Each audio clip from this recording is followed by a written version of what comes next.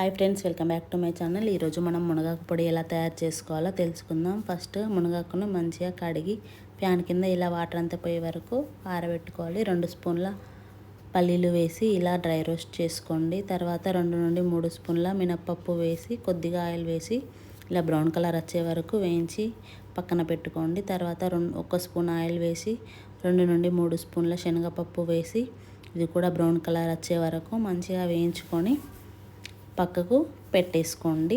Next 2 స్పూన్ల జీలకర్ర తీసుకొని మంచిగా ఫ్రై చేసుకోవాలి. ఇలా కొద్దిగా కలర్ చేంజ్ అయ్యే వరకు ఫ్రై చేసుకోవాలి. తర్వాత 2 స్పూన్ల జీలకర్ర వేసి ఫ్రై చేసుకోవాలి. 2 స్పూన్ల బియ్యం వేసి గోల్డెన్ బ్రౌన్ వచ్చే వరకు వేయించుకోవాలి. తర్వాత 5-6 స్పూన్ల ధనియాలు వేసి ఇలా ఫ్రై అయ్యే వరకు బాగా ఫ్రై చేసుకోండి. తర్వాత కొద్దిగా ఆయిల్ వేసుకొని మీ కారానికి సరిపడా ఒక 20 నుండి 30 వరకు ఎండుమిర్చి వేసి బాగా వేయించుకొని పక్కకు పెట్టుకోండి. తర్వాత అదే ప్యాన్లో మళ్ళీ కొద్దిగా ఆయిల్ వేసి కరివేపాకు వేసి మంచిగా ఫ్రై అయ్యేలాగా ఫ్రై చేసుకోండి. అది తీసి పక్కన పెట్టుకున్నాక అదే ప్యాన్లో కొద్దిగా ఆయిల్ పోసి ఇలా మునగాకు కూడా బాగా ఫ్రై అయ్యేలాగా ఫ్రై చేసుకోండి. వీటన్నింటినీ ఇలా ఒక ప్లేట్లో వేసుకొని బాగా చల్లారనిద్దాం.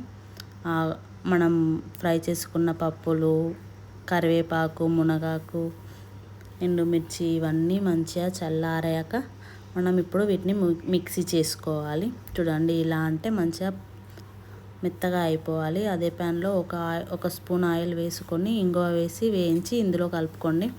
తర్వాత మనం తీసుకున్న పప్పులన్నీ మిక్సీ జార్లో వేసుకొని మిక్సీ చేసుకోవాలి. ఇప్పుడు ఒక పెద్ద నిమ్మకాయ సైజ్ అంతా చింతపండును తీసి వేసి మిక్సీ పట్టుకోండి.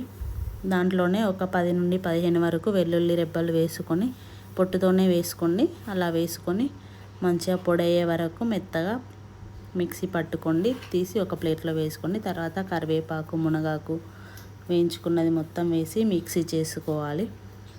ఇది మెత్తగా గ్రైండ్ అయ్యేలాగా మిక్సీ పట్టుకోవాలి. తర్వాత ఎండుమిర్చి వేసి మనకు తగినంత ఉప్పు, ఒక 5-6 స్పూన్ల దొడ్డుప్పు వేసి మంచిగా మెత్తగా అయ్యే వరకు మిక్సీ పట్టుకొని ఈ రెండింటిని ఒక బౌల్లో వేసి మంచిగా కలుపుకోండి. 2 బాగా కలిసేలాగా కలుపుకొని మనం దీన్ని 2 నుండి 3 నెలల వరకు స్టోర్ చేసుకోవచ్చు.